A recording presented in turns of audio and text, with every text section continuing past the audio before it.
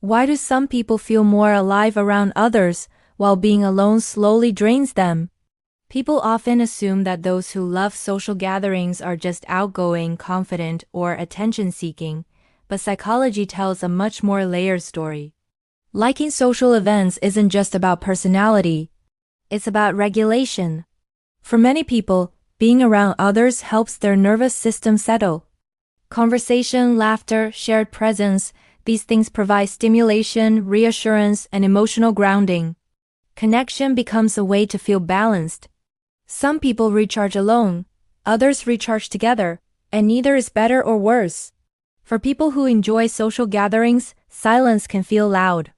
Stillness can feel empty rather than peaceful. Not because they can't be alone, but because aloneness doesn't always feel regulating. Often this starts early. If you grew up in an environment where emotions were processed out loud, where connection meant safety, or where being together reduced tension, your system learned something important. People equals comfort. So later in life, gatherings don't feel like effort, they feel familiar. Another layer is identity. Social environments give some people a sense of clarity about who they are. Through interaction, reflection, humor, and shared experience, they feel more real. Their sense of self strengthens in connection. This doesn't mean they lack depth or independence. It means their self-awareness is relational. They understand themselves best when they are seen. There's also the role of emotional expression. People who enjoy gatherings often process emotions externally. Talking things through helps them regulate. Sharing experiences makes feelings manageable. Holding everything inside for too long can feel overwhelming, so social time becomes a release. A place where emotions move instead of stagnate. Another misunderstood piece is energy. We tend to think social people have endless energy. But often, it's the opposite.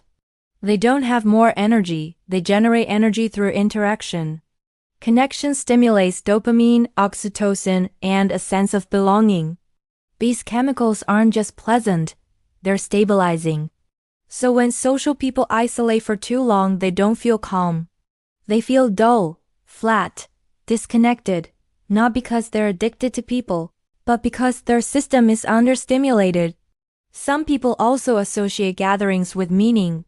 Shared moments, celebrations, rituals. These experiences remind them that life is happening now, not later. Without them, time can feel empty or repetitive. It's important to say this clearly. Enjoying social gatherings does not mean someone is shallow. Depth doesn't disappear in groups. It just shows up differently. Some people go deep one-on-one, others go deep collectively. Both are valid forms of intimacy. There's also a protective side to this pattern. For some, social presence creates a buffer against loneliness, anxiety, or rumination. Being alone too long can lead to overthinking. Social spaces interrupt that spiral. This isn't avoidance, it's regulation. And for many people, it works. Of course, like any pattern, it can become unbalanced. If someone uses gatherings only to avoid inner discomfort, exhaustion can build underneath. But enjoying social energy itself isn't the problem. The problem is when it's misunderstood.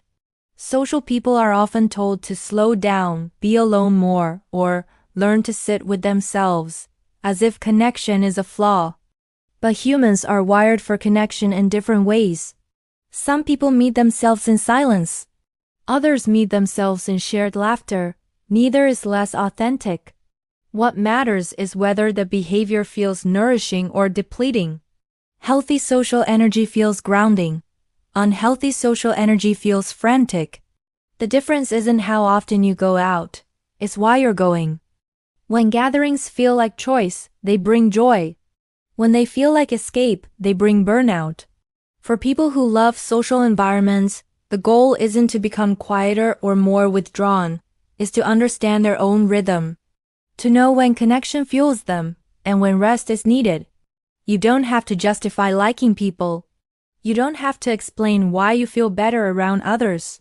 Your nervous system has its own language.